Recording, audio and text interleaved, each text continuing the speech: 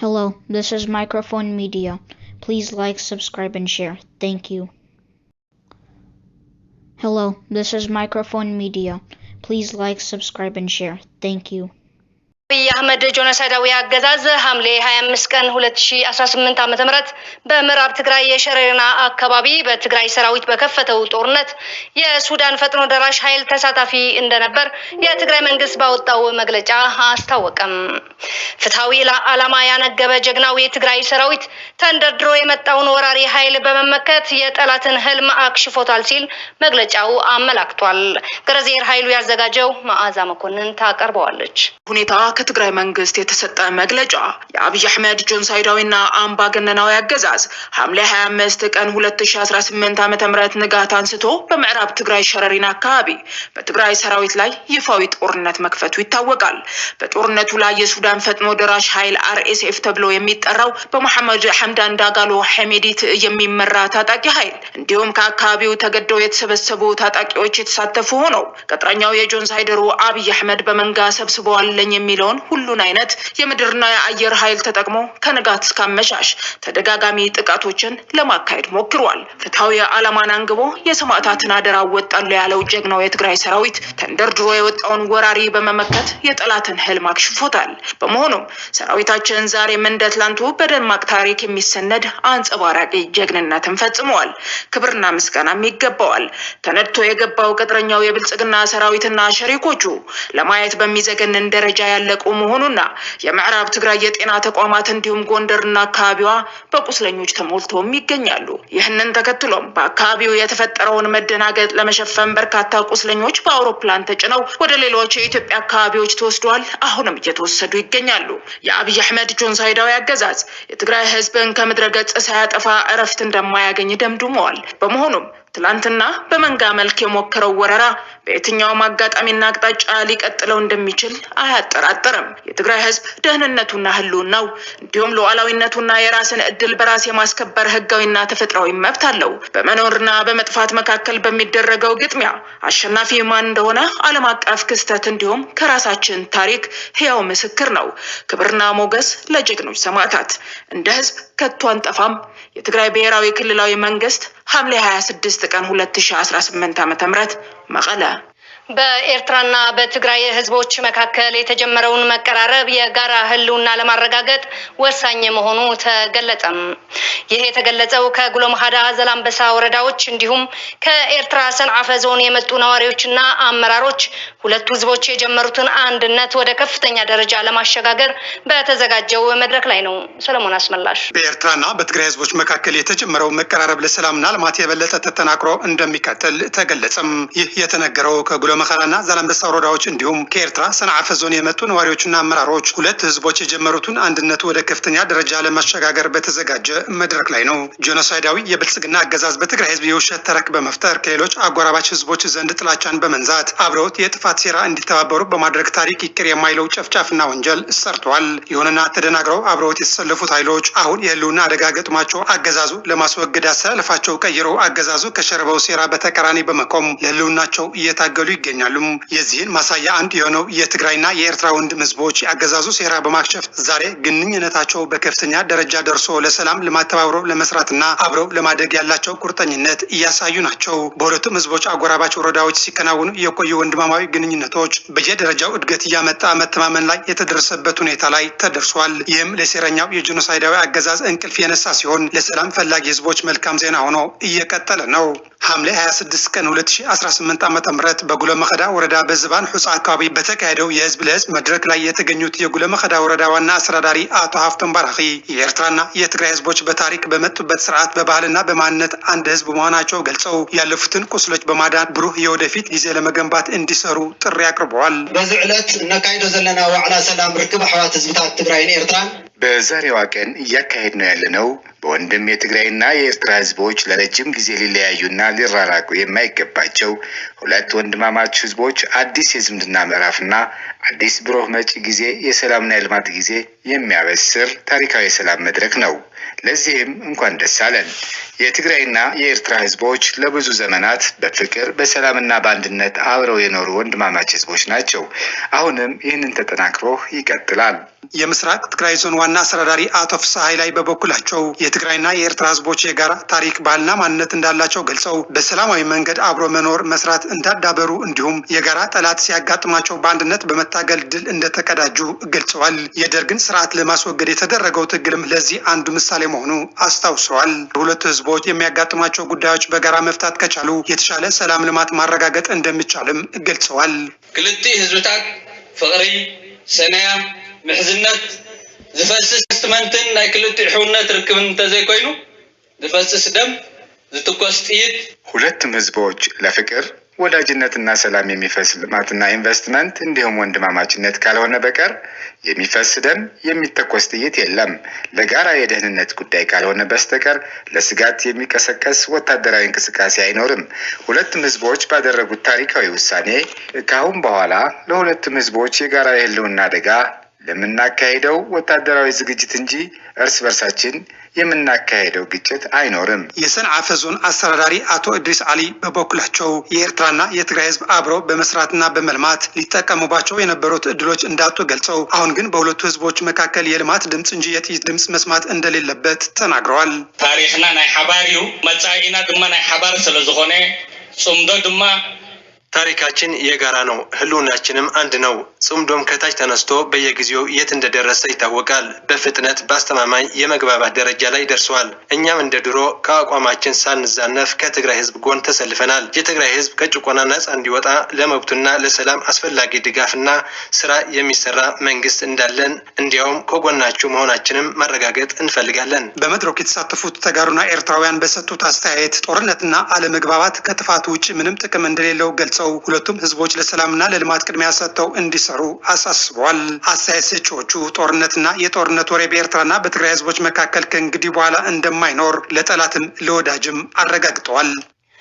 ዳግም ጆኖሳይድ ለመፈጸም ለሚያደርገው ዝግጅት ለመመከትና የትግራይ ህዝብ ህልውና ለማረጋገጥ ሙሉ ዝግጁ ላይ መሆናቸው የአርሚ 22 የትግራይ ሰራዊት አባላት ገለጹ። በትግራይ ላይ ያለው ሁለንተናዊ ችግር እንዲወገድና የትግራይ ህዝብ ከተደቀነበት የህልውና አደጋ ነፃ እንዲወጣ ትግል የሚሰጣቸው ተልዕኮ በከፍተኛ ጀግንነትና ቁርጠኝነት እንደሚፈጽሙም ገልጸዋል። ሰላም ሲል በትዕግስት እጅግ ከፍተኛ ዋጋ እየከፈለ ቢቆይም ጄኖሳይዳዊ ብልጽግና አገዛዝ እንደገና የትግራይን ህዝብ የማጥፋት ዘመቻ በመጀመሩ የህዝባቸውን ብሔራዊ ክብርና ማንነት ለማስጠበቅ ሙሉ ዝግጅት ላይ መሆናቸውን የአርሚ 22 የትግራይ ሰራዊት አባላት ገልጸዋል። ትግራይ ከሰራዊት ትግራይ ጠቅላላ ሰላም ዝል መርገጽን ሐናጽናይና እንደ ህዝብና እንደ ሰራዊት ችግሮቹ በሰላም እንዲፈቱ ቁርጠኞች ነበርን። ነገር ግን ጠላት ሁሉንም የሰላም አማራጮች በመዝጋት የትግራይን ህዝብ የማጥፋት ዓላማውን ለማስቀጠል አሁን ላይ በመራብ ትግራይ ላይ ውጊያ ከፍቷል። በመሆኑም ስርዓቱን ለመቅበር እንደ አርሚና ክፍለ ጦር ስልጠናዎቻችንን አጠናቅቀን ተልዕኮ ለመፈጸም በመጠባበቅ ላይ እንገኛለን። መመከት የተጀመረብን ወረራ ለመመከት ዝግጅታችንን ጨርሰናል። በስነ ልቦና በትጥቅና በስንቅ አስፈላጊውን ዝግጅት አድርገናል።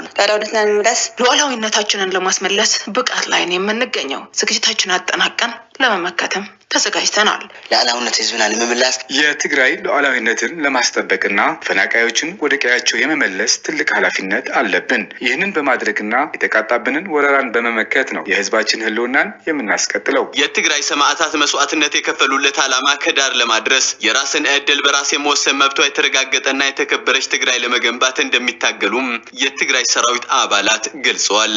ሉዓላዊነት ትግራይ ከነከብርና ስለ ትግራይ የትግራይ ሉዓላዊነት እናስከብራለን እያሉ ስለ ትግራይ የተሰዉ ጓዶቻችን ቃላቸው ወደ ተግባር መቀየር ስላለብን ታግለን የትግራይ ህዝብ ህልውና እናስቀጥላለን። ጀመሩ ተግባር አውጫፍ ጽሕኻ ሐለዋት ትግራይ ምርጋጽ እዚ ቃል ሰዋት በዝናም ገርጽ አተም ሕድረም ከንጠለም የሰማዕታት ጓዶቻችንን አድራ ከግብ ለማድረስ ተፈናቃይ ወገኖች ስቃይ እንዲያበቃ ግዛታዊ አንድነት ለማስጠበቅ የሚጠበቅብንን ኃላፊነት እንወጣለን። በትግራይ ላይ ያለው ሁለንተናዊ ችግር እንዲወገድና የትግራይ ህዝብ ከተደቀነበት የህልውና አደጋ ነፃ እንዲወጣ በሚደረገው ትግል የደጀንና የግንባር አንድነት ሊጠናከር እንደሚገባ የገለጹት የትግራይ ሰራዊት አባላት የሚሰጣቸውን ተልዕኮ በከፍተኛ ጀግንነትና ቁርጠኝነት እንደሚፈጽሙ አረጋግጠዋል። ብትዘሎ ሁነታት ደጀንና ሰራዊትና ህዝብ ግንባርና ደጀን በመሆን የህዝባችንን ህልውና እናስቀጥላለን። ከዚህ በፊት በጋራ ሆነን ተካፍለን በልተናል። ደጀንና ግንባር ሆነን ያስመዘገብነው ድል አሁንም በብቃት ደግመን በማሳየት ድል እንቀዳጃለን። تعاوت يترفن ድል ተቀዳጅተናል። በወረራ የተያዘብን የትግራይ መሬት ነፃ በማውጣት የተፈናቀለውን ህዝባችን ወደ ቀዬው ለመመለስ ከህዝባችን ጋር በመሆንና በመረዳዳት እናደርገዋለን። አንድነትና ጥምረት ትብብር በፍጥነት እየጎለበተ መምጣቱ በአገዛዙ ከፍተኛ ድንጋጤና ስጋት ውስጥ እንዳስገባው ፖለቲከኛው አቶ ልደቱ አያሌው ገለጹም። አቶ ልደቱ አገዛዙ በጦርነት ድል የማግኘት እድሉ እየተመናመነ መሆኑን በግልጽ መታየቱንም ተገልጸዋል። የጆኖሳይደሩ አብይ አህመድ አገዛዝ ሀገሪቱ ለከባድ የደህንነትና የመከላከያ ፈተናዎች እንዳጋለጣትና ስርዓቱን ህዝባው ተቀባይነት እንዳጣም በበርካታ ወገኖችም እንደተነጠለም ሀገሪቱ ራቁቷን በመተው ራሷን እንዳትከላከል በሚያደርግ ሁኔታ አድርሷታል ሲሉ ፖለቲከኛ አቶ ልደቱ አያሌው ተችተዋል። ህወሓት፣ ፋኖ፣ ኦላ ከበቂ በላይ ይህን መንግስት አውቀነዋል። ይህ መንግስት ምንም መመከት የሚችል አይደለም። ራቁቱን የቀረ መንግስት ነው። ህዝባዊ መሰረቱን ያጣ መንግስት፣ የተነጠለ መንግስት ነው። በአንድ ግለሰብ ግለሰብ የሚመራ መንግስት ነው። ሁሉንም በጦርነት አንበረክካለሁ፣ ሁሉንም አጠፋለሁ ብሎ የተነሳ ኃይል ስለሆነ ማንኛውንም ተቃዋሚ ኃይል ያስተባብር የሚችል መንግስት ነው በስልጣን ላይ ያለው። አገዛዙ በስልጣን ላይ ያለው ከመንግስት ባህሪ አንፃር ካለው ነባራዊ ሁኔታ አንፃር እነሱ ላይ ከተጋፈጠ የህልውና ፈተና አንፃር የሚጠበቅ ነገር እንውደደውም እንጥላው መንግስት መረዳት ያለበት ነገር ይሄ እንዲህ አይነት ደካማ ዋሾ የሆነ ህዝባዊ ተቀባይነት የሌለው መንግስት በስልጣን ላይ እንዲህ ውሎ እንዲያድር ለአመታት ቻለ ለሚለው ጥያቄ ማንንም ማማረር አንችልም። ራሳችንን ነው መውቀስ ያለብን። ራሳችን ነው ማፈር ያለብን። የውሸት ተስፋ በመስጠት ተወጥሮ የምታየው እውነቱን ልንገር ጦርነትን በመፍራት አይደል። ነገር ከነገ ወዲያ ሰላማዊ ህዝባዊ ቤተኝነት ተቀጣጥሎ ችግር ይፈጥርብኛል የሚል ስጋት ፍርሃት ውስጥ ስላለ አቶ ልደቱ አያይዘውም አገዛዙ በጦርነት ተቃዋሚዎቹ እንደማይሸንፍ በማሰብ የጀመረው ጦርነት የተፈለገው ውጤት እንዳላስገኘም በመግለጽ በቀጣይም በዚሁ መንግስት ስኬት የማግኘት እድሉ ውስን መሆኑን በግልጽ እየታየ ነው ብለዋል። አቶ ልደቱ አክለውም አገዛዙ በጦርነት ድል እንደማይገኝ ብቻ ሳይሆን የመሸነፍ እድሉ እየሰፋ መምጣቱ የሚያሳዩ ወቅታዊ ሁኔታዎችን በግልጽ እየታዩ ነው ሲል ገልጿል። ስለዚህ በአጠቃላይ ይሄ መንግስት በእብሪት ተወጥሮ ትጥቃችሁን አስፈታለሁ፣ አንበረክካችኋለሁ፣ ረግጬ ገዛችኋለሁ ብሎ ያስነሳቸው ጦርነቶች ሁሉ የትም እንዳልደረሱ ወደፊትም የትም እንደማይደርሱ በደንብ በገሃድ የታየበት። ስለዚህ ይህ መንግስት አያሸንፍም ብቻ አይደለም፣ ይህን በጦርነት የመሸነፍ እድሉ እየሰፋ እንደመጣ በግልጽ የታየበት ወቅታዊ ሁኔታ ላይ ይህ መንግስት ምንም መመከት የሚችል አይደለም።